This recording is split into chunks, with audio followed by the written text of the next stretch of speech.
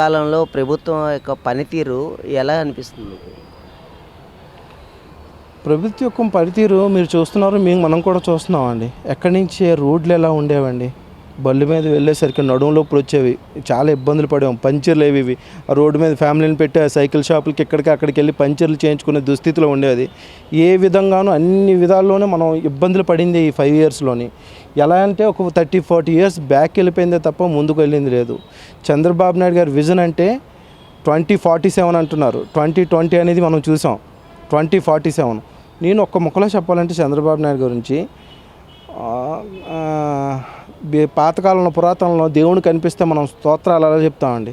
అట్లా చంద్రబాబు నాయుడు నా ఒక్కడికే కాదండి దేవుడు, మన ఆంధ్రప్రదేశ్ ప్రజలు చేసుకున్న పుణ్యం అండి. నిజంగా ప్రతి ఒక్కరు గుండెల్లో ఆయన దేవుడేనండి. చాలా విమర్శించే వాళ్ళు ఉన్నారు కానీ తెలియదు వాళ్ళకి ఏది వాస్తవం ఏది అవాస్తవం అని తెలియ చాలా నిరాశ్రయులు, ఏదో చెప్పుడు మాటలు వినేవాళ్ళు ఈ బూటకపు మీడియాను ఉపయోగించుకొని చేస్తున్న ఇవన్నీ తప్ప ఆయన నిజంగా కరెక్ట్గా ఆలోచించి చూడండి. ఆయన నిజంగా దేవుడు.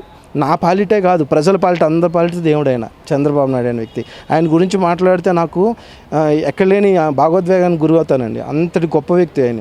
ఆయన గురించి మాట్లాడే ఇదే లేదు. అది